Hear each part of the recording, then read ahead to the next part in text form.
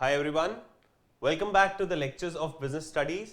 Sir, हमने last class में Henri Fayol के प्रिंसिपल्स स्टार्ट किए थे, जिसमें हम सबसे इंपॉर्टेंट 3 प्रिंसिपल्स को ऑलरेडी पढ़ चुके हैं। DAD, which is division of work, authority and responsibility, और फिर हमने पढ़ा साहब डिसिप्लिन। तो सर एक बार फटाफट रिवाइज कर लेते हैं कि 14 प्रिंसिपल्स कौन से थे और उसका निमोनिक क्या था sir. Mnemonic was DAD, dad UC USSR question mark, and the dad replied OIC। D stands for division of work, A stands for authority, D stands for discipline, U stands for unity of command, C stands for centralization and decentralization, U stands for unity of direction, S stands for scalar chain, S stands for stability of tenure, R stands for remuneration, O stands for order, I stands for initiative, S stands for subordination of individual interest over general interest, E stands for equity, E stands for esprit de corps। और इसमें से हमने कौन कौन से already कर लिए sir. हमने लास्ट लेक्चर में किए, एक तो division of work, authority and responsibility और डिसिप्लिन। ठीक है साहब। अब जो हमने पढ़ना है वो है हमारा अगला, विच इज यूनिटी ऑफ कमांड। तो पहले एक बार इन तीनों को याद कर लेते हैं साहब। इसमें क्या पढ़ा था हमने? डिविजन ऑफ वर्क में पढ़ा था कि काम को डिवाइड करना चाहिए, इससे आपकी एफिशिएंसी बढ़ेगी, स्पेशलाइजेशन बढ़ेगी और अल्टीमेटली आपका मुनाफा बढ़ेगा। अथॉरिटी एंड रिस्पॉन्सिबिलिटी में हमने क्या पढ़ा था कि जितनी आप अथॉरिटी देते हैं उतनी ही आप रिस्पॉन्सिबिलिटी देंगे, ताकि काम एफिशिएंटली हो पाए और अथॉरिटी का कोई मिसयूज भी ना हो। सिमिलरली डिसिप्लिन क्या है साहब? आपके एम्प्लॉइज का कंडक्ट डिसिप्लिन होना चाहिए और किसी भी तरीके का मिसकंडक्ट ऑर्गेनाइजेशन में बर्दाश्त नहीं होना चाहिए। अगर कोई गलत काम करता है उसको सजा मिलनी चाहिए। सजा किसी भी तरीके से दी जा सकती है, फाइनेंशियल दी जा सकती है, आप उनकी सैलरी काट लो, आप उनको सस्पेंड कर दो। जैसे पुलिस वाले केस में क्या होता है कि साहब पुलिस वालों को सस्पेंड कर दिया जाता है अगर मिसकंडक्ट होता है तो उनको, कि आप आएंगे ही नहीं इतने दिन तक जॉब पर। ठीक है, तो कई सारे तरीके होते हैं डिसिप्लिनरी एक्शन के। लिखेंगे साहब next heading, unity of command.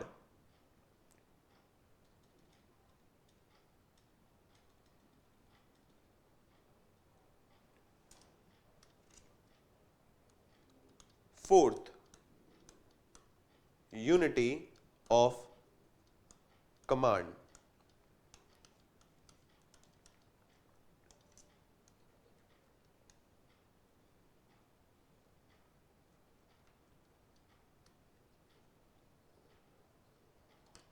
सब कमांड कौन देता है हमको?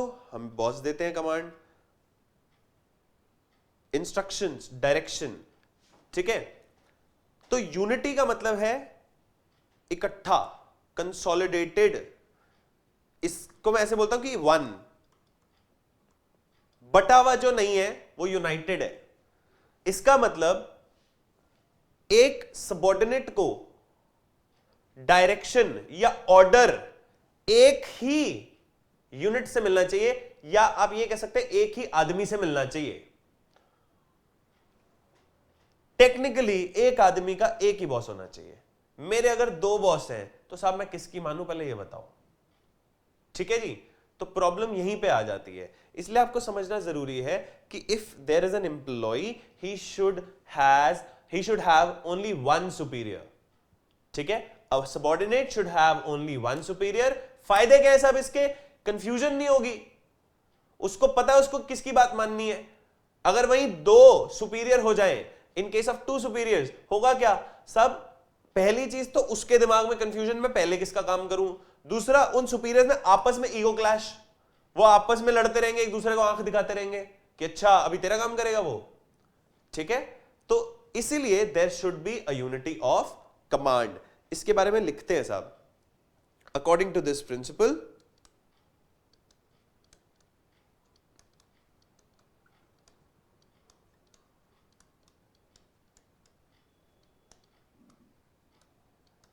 each subordinate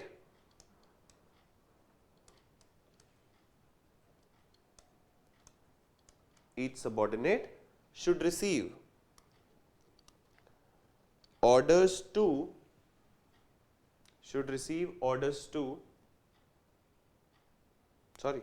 from and be accountable to, जवाबदेही किसको है? One and only one superior.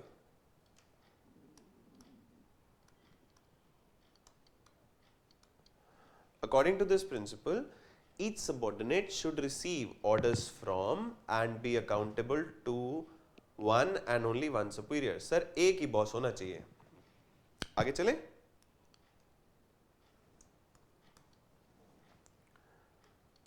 If a subordinate receives orders from more than one superior, साहब अगर एक से ज्यादा सीनियर हुए उसके, then he will find it extremely difficult, बहुत मुश्किल हो जाएगा. क्या? टू डिसाइड, उसके लिए ये डिसाइड करना बहुत मुश्किल हो जाएगा. किसकी बात माने? As to whom he has to obey first.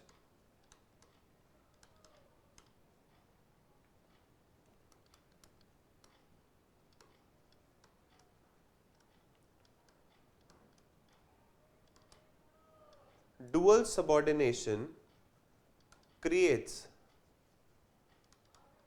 confusion in the subordinate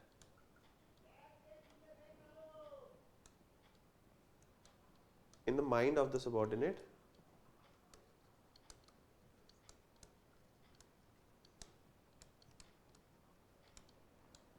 and conflict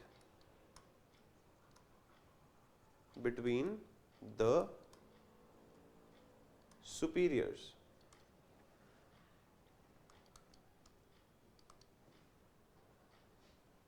So, to avoid confusion,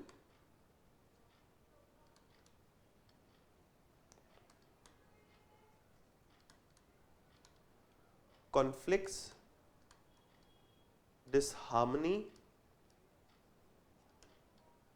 and other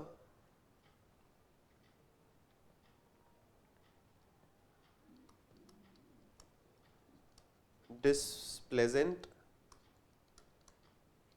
situations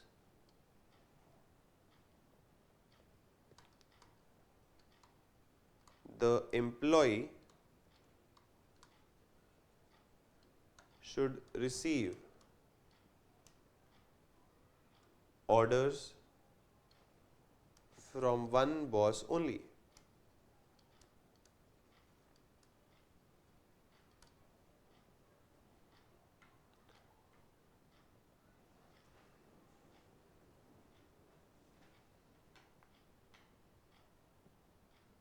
चलें सर आगे. डायग्राम बना लेते हैं. सब एक आदमी है,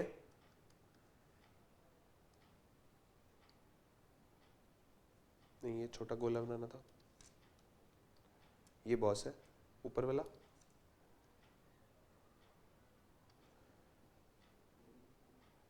और उसका एक सबऑर्डिनेट है.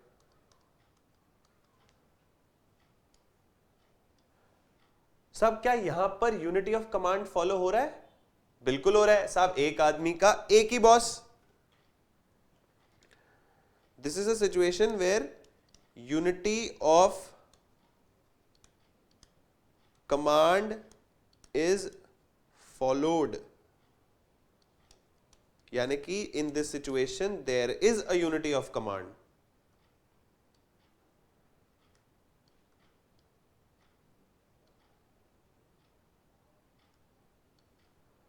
साहब अगर हो गए दो बॉस।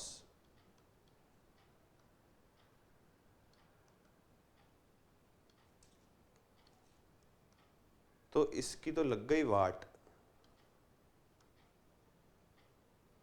सर वाट नहीं बोलते, अभी आप डिसिप्लिन की बात कर रहे थे। हाँ, तो इन दैट पर्टिकुलर केस इन भाई साहब का क्या हाल होगा? There is no unity of command. वो भी बोल रहा है मेरा काम कर, वो भी बोल रहा है मेरा काम कर, तो भाई करें क्या? Unity of command is not followed.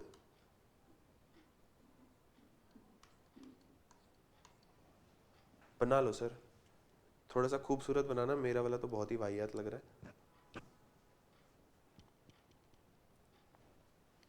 फिर हम आगे चलते हैं, एडवांटेजेस समझेंगे यूनिटी ऑफ कमांड के।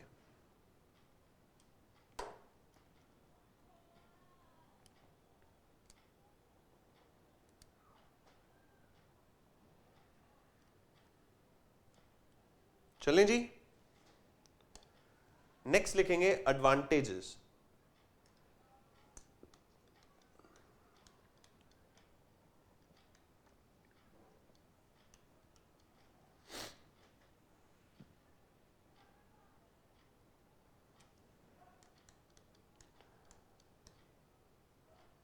No confusion in the mind of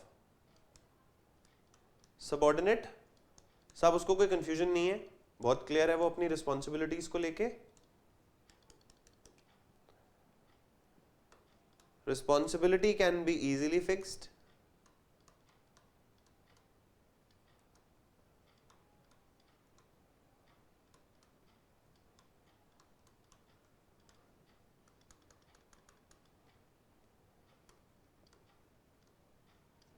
क्योंकि कॉन्ट्राडिक्टरी एक्टिविटीज नहीं है, उसकी परफॉर्मेंस बेटर होगी, there will be a better performance.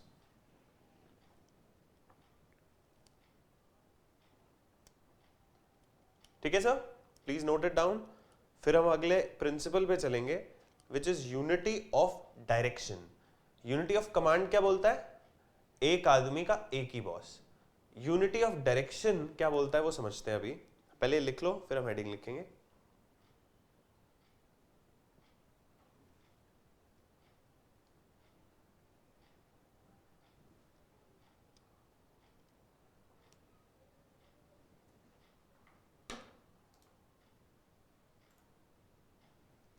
लिखेंगे जी heading, unity of direction. Fifth है नहीं, unity of direction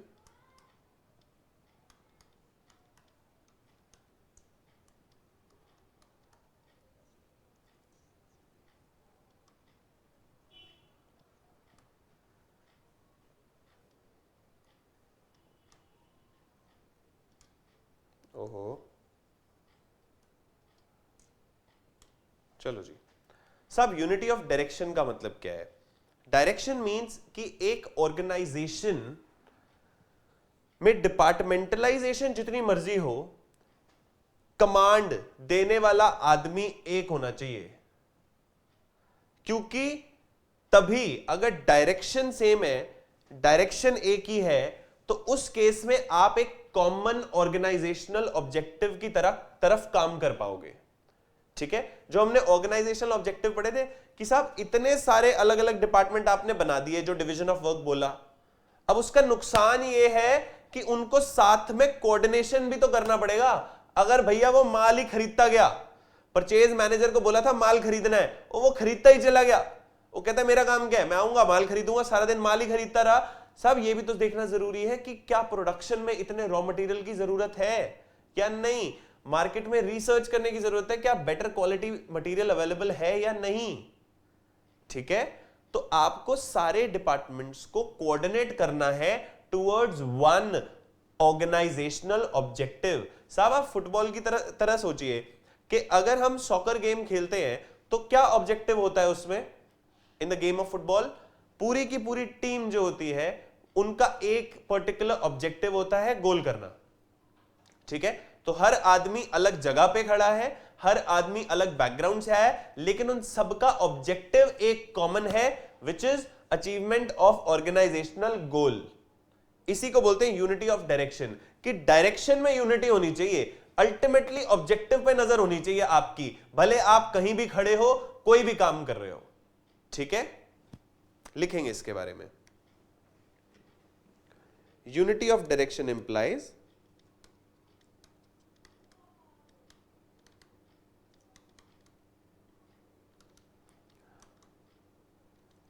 that there should be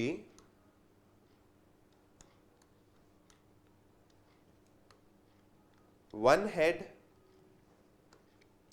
and one plan for group of activities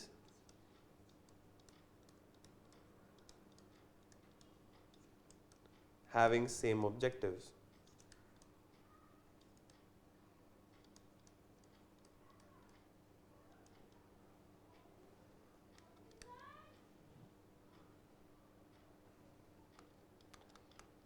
According to this principle,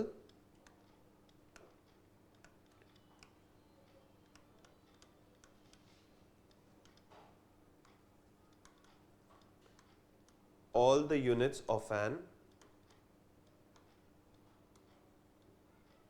organization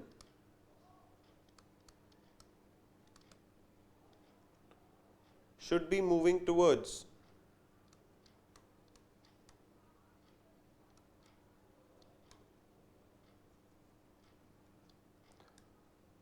the same objectives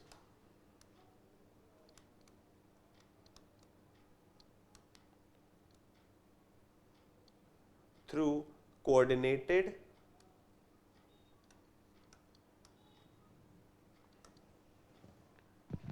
and focused efforts.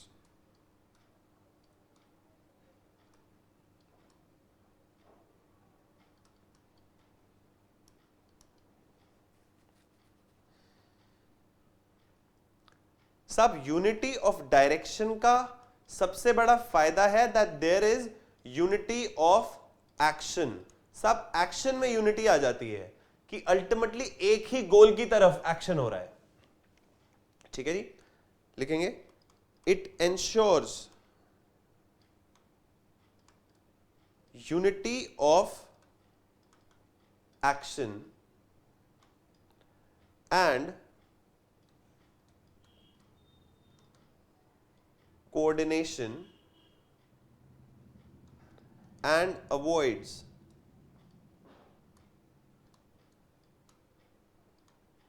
unnecessary duplication of efforts.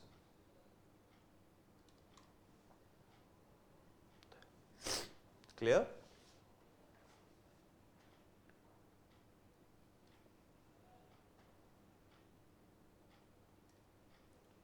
Advantages.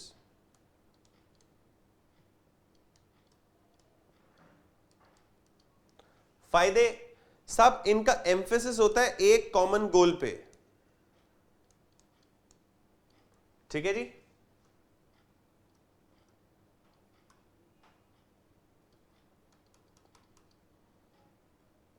Unity of action मिलता है, ensures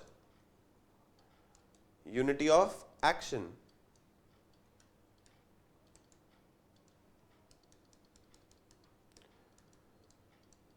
facilitates coordination,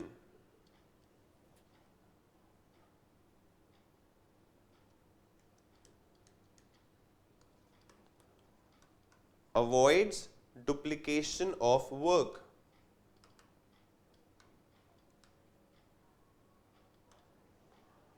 avoids duplication of work. Sir इसको याद रखने के लिए game of football,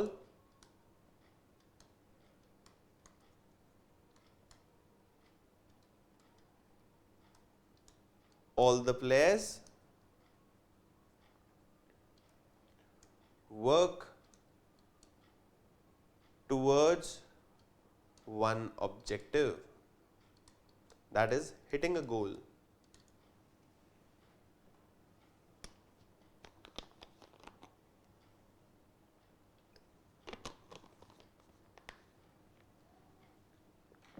that is hitting a goal. ठीक है साहब। अब मैंने आपको बोला था ये हम दोनों इकट्ठे इसलिए पढ़ते हैं ताकि हम डिफरेंशिएशन समझ पाए यूनिटी ऑफ कमांड का और यूनिटी ऑफ डायरेक्शन का। ठीक है, तो नेक्स्ट हेडिंग लिखेंगे, इन्हीं दोनों की कंसोलिडेटेड हेडिंग है, which is differentiation between unity of command and unity of direction.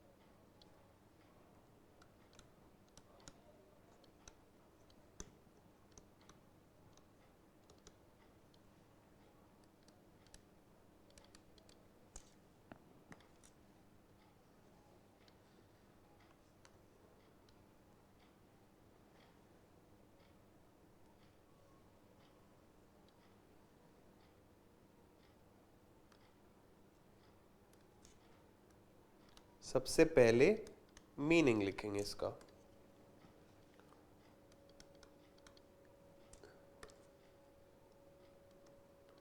It implies that each subordinate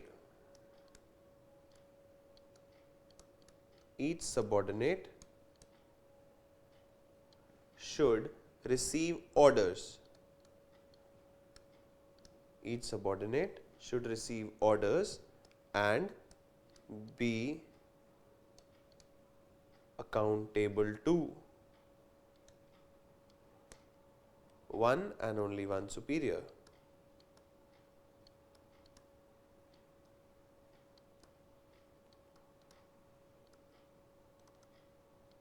ठीक है जी। और ये क्या बोलता है? It implies that there should be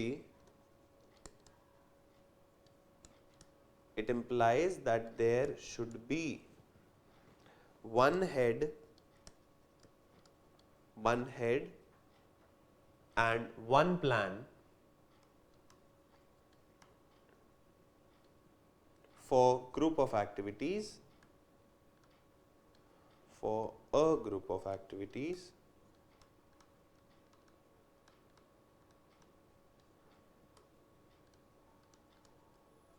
having same objectives.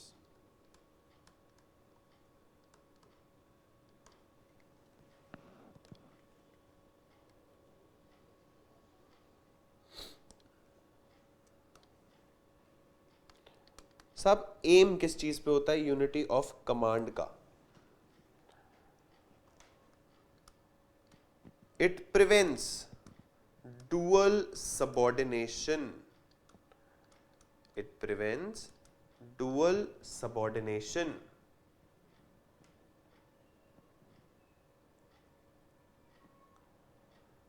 इसके बारे में लिखेंगे, unity of direction prevents duplication of efforts. सब एफर्ट्स डुप्लीकेट नहीं होते, ये फायदा होता है।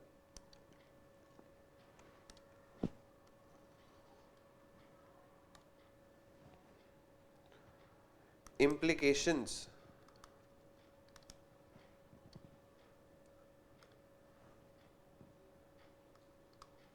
affects individual employee. साहब इसका इंपैक्ट किस पे होता है? एक पर्टिकुलर इंडिविजुअल एम्प्लॉय पे ही तो होता है। यहां पे रो कौन रहा था? एक ही तो आदमी था साहब जिसको दिक्कत हो रही थी, वो ये एम्प्लॉय था। बाकी ऑर्गेनाइजेशन तो ठीक ठाक चल रही है, लेकिन यूनिटी ऑफ डायरेक्शन, अगर आपके प्लेयर्स जो फुटबॉल खेल रहे हैं अगर उनके ऑब्जेक्टिव में यूनिटी नहीं है तो नुकसान पूरी की पूरी टीम उठाएगी। इसका मतलब अगर यूनिटी ऑफ डायरेक्शन नहीं है तो नुकसान पूरी की पूरी कंपनी उठाएगी साहब। ठीक है जी, affects entire organization,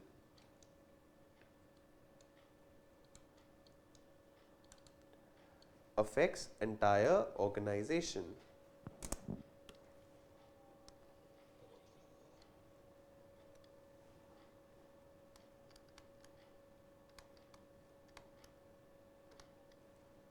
And the last differentiation is significance.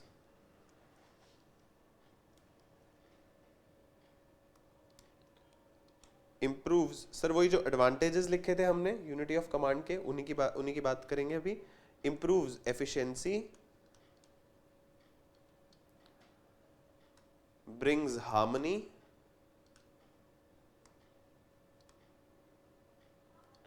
and discipline.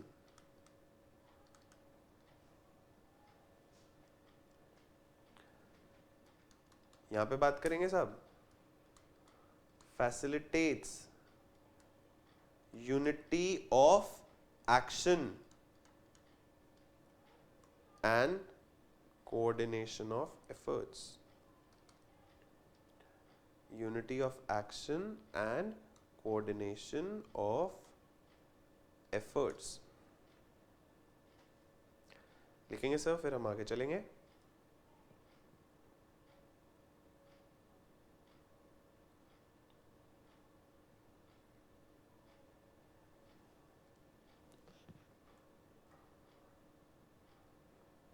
Next है हमारा subordination of individual interest over general interest. यानी कि जनरल इंटरेस्ट मतलब कंपनी का इंटरेस्ट. साहब कंपनी के इंटरेस्ट से ऊपर किसी का इंटरेस्ट नहीं है. आपका इंडिविजुअल इंटरेस्ट भी जो है वो कंपनी के ऑब्जेक्टिव, कंपनी के गोल से ऊपर नहीं हो सकता किसी भी केस में. ठीक है, लिखेंगे हेडिंग,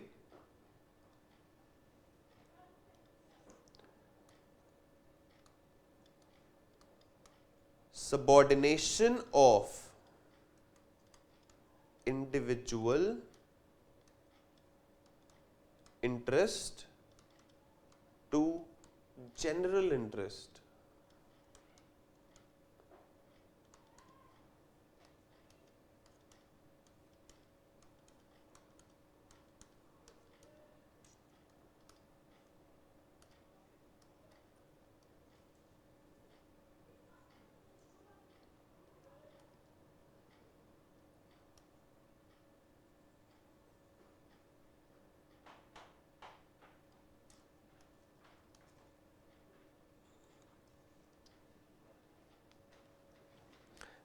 लिखते हैं सर, इसके बारे में फिर समझेंगे. According to this principal,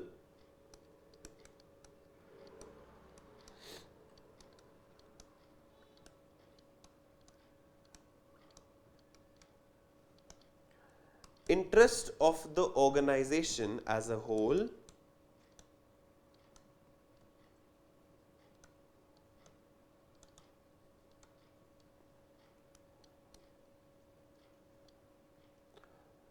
must prevail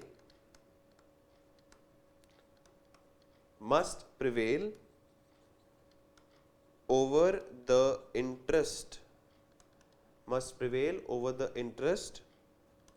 of the individuals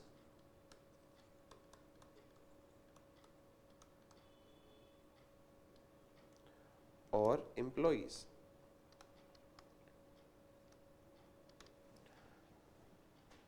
ठीक है, लिखेंगे इसके आगे, in an organization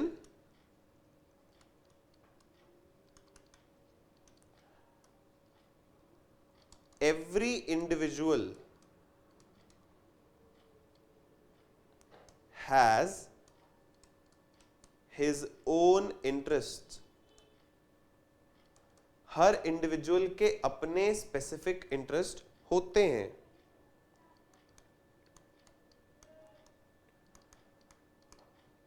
This principle demands that each individual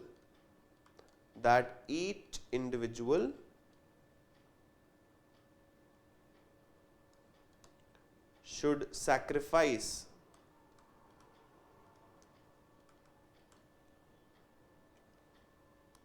his personal interest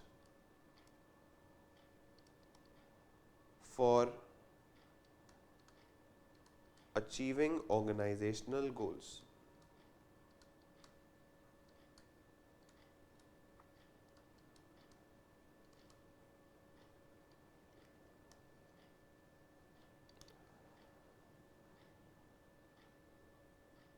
समझते हैं सर, हमने पढ़ा था कि मैनेजर का काम होता है तीन तरीके के ऑर्गेनाइजेशनल गोल्स को, तीन तरीके के गोल्स या ऑब्जेक्टिव्स को फॉलो करना। पहला तो आपके ऑर्गेनाइजेशन के गोल, दूसरा इंडिविजुअल के गोल और तीसरा सोसाइटी के गोल्स। याद है हमने फर्स्ट चैप्टर में ये पढ़ा था सिग्निफिकेंस ऑफ मैनेजमेंट में कि एक मैनेजर के तीन तरीके के ऑब्जेक्टिव्स होते हैं। ठीक है, अब आप इस बात को समझो, अगर वो इंडिविजुअल गोल्स और ऑर्गेनाइजेशनल गोल्स को हार्मोनाइज कर ले, हार्मोनाइज मतलब ऑर्गेनाइजेशन के गोल पूरे होने से अगर इंडिविजुअल के गोल पूरे होते हैं तो इसको कहते हैं कि आपने दोनों के गोल्स को सिंक्रोनाइज कर दिया, कोऑर्डिनेट कर दिया कि एक गोल पूरा होगा तो दूसरा ऑटोमेटिकली पूरा हो जाएगा। मैनेजर को इस तरीके से काम हमेशा करना चाहिए। पर उसके बावजूद भी अगर कभी ऐसा होता है कि ऑर्गेनाइजेशन के गोल पूरा होने से इंडिविजुअल गोल पूरा नहीं हो रहा, तो क्या करना है? वो उस सिचुएशन में ये प्रिंसिपल बताता है कि साहब ऑर्गेनाइजेशन का गोल हमेशा सुपीरियर है और इंडिविजुअल का गोल हमेशा सबऑर्डिनेट है। यानी कि वैसे तो कोशिश होनी चाहिए कि दोनों के दोनों गोल पूरे हों, अगर ऐसा नहीं हो पाता तो इंडिविजुअल गोल हमेशा छोटा है, सबऑर्डिनेट है देन द ऑर्गेनाइजेशनल गोल। इसलिए उस सिचुएशन में आपको सिर्फ और सिर्फ ऑर्गेनाइजेशनल गोल के बारे में सोचना चाहिए और उसको अचीव करने के तरीके ढूंढने चाहिए। ठीक है, लिखते हैं साहब आगे point B. Organisation is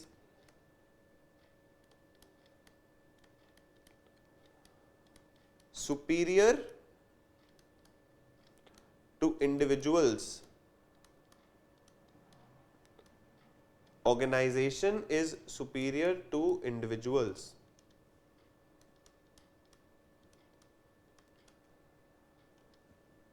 In case individual interest and organizational interest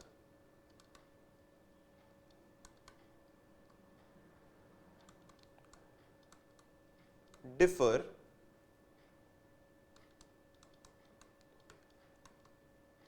it is the duty of the management। साहब किसकी ड्यूटी है? मैनेजमेंट की ड्यूटी है to reconcile them, to reconcile them।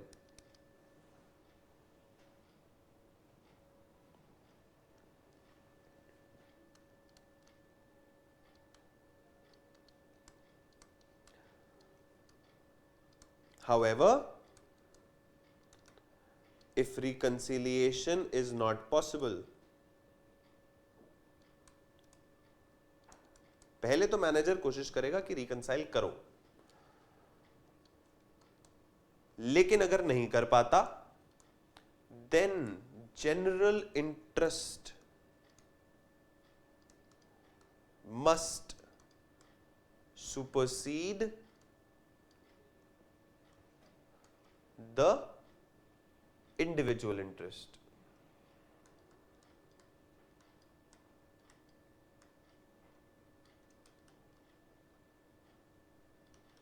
Clear? General interest हमेशा बड़ा है इंडिविजुअल इंटरेस्ट से। For example,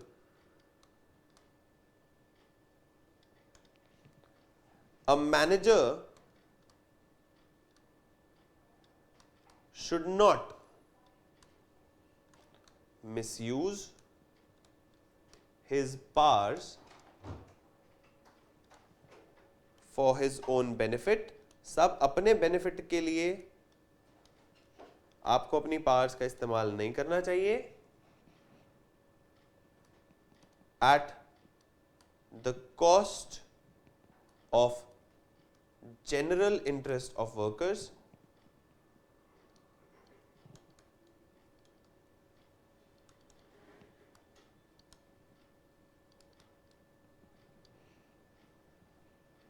और कंपनी। यानी कि आपने अपने एम्प्लॉइज को, आपको हमने एक सबऑर्डिनेट दिया हुआ है, पर्सनल असिस्टेंट दिया हुआ है, आप उससे अपने घर के काम कराई जा रहे हैं, तो साहब वो ऑर्गेनाइजेशनल इंटरेस्ट के लिए बहुत ही खराब है, क्योंकि ऑर्गेनाइजेशन ने उसको पैसा दिया है ताकि वो कंपनी के ऑर्गेनाइजेशनल गोल्स पर काम कर पाए, आप उससे अपने इंडिविजुअल गोल्स कंप्लीट करा रहे हो। So that is not ethical, that is not a disciplined approach. और साथ साथ आपके जो नीचे वाले हैं वो भी यही सीख रहे हैं, वो अपने नीचे वालों से वही कर रहे होंगे कि अपने पर्सनल काम करा रहे होंगे, अपने पर्सनल इंटरेस्ट के लिए ऑर्गेनाइजेशनल रिसोर्सेज का इस्तेमाल कर रहे होंगे। ठीक है, तो a manager should not misuse his powers for his own benefits at the cost of general interest of workers और कंपनी। ठीक है जी, by this he sets an example, by this he sets an example for the team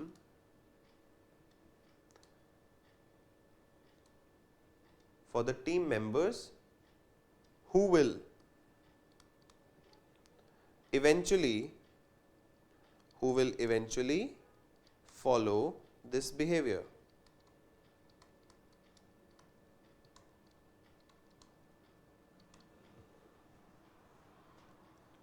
ठीक है जी, ultimately employ इसी behaviour को follow करेंगे।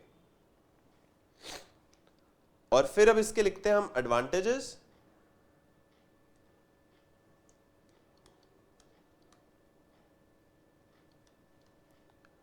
क्या क्या फायदे होते हैं।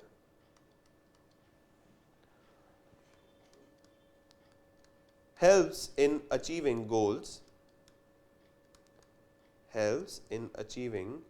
goals of the organization।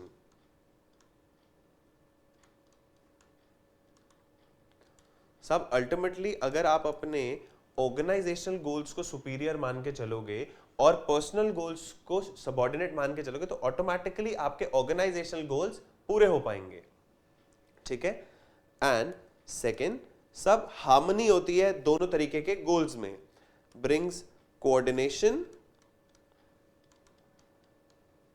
Between individual goals and organisational goals. आपके इंडिविजुअल गोल्स और ऑर्गेनाइजेशनल गोल्स में हार्मनी होती है और कोऑर्डिनेशन होता है। इसका मतलब पहला अप्रोच क्या होता है मैनेजर का? To create harmony between individual and organisational goals. और अगर वो फेल हो जाता है, ऐसा नहीं कर पाता है, तो क्या करना है उसको? तो भाई सीधा सीधा हिसाब है, ऑर्गेनाइजेशनल गोल हमेशा सुपीरियर है और इंडिविजुअल गोल हमेशा सबऑर्डिनेट है। तो साहब आज हमने ना 3 प्रिंसिपल्स और कर लिए। कौन कौन से, हम जरा पढ़ लेते हैं उनको। पहला, unity of command. Excuse me, unity of command क्या बोलता है? एक आदमी का एक ही बॉस। ठीक है, देयर शुड बी यूनिटी। अगर ऐसा नहीं होगा तो क्या होगा साहब? अगर ऐसा नहीं होगा तो ये हालात होंगे।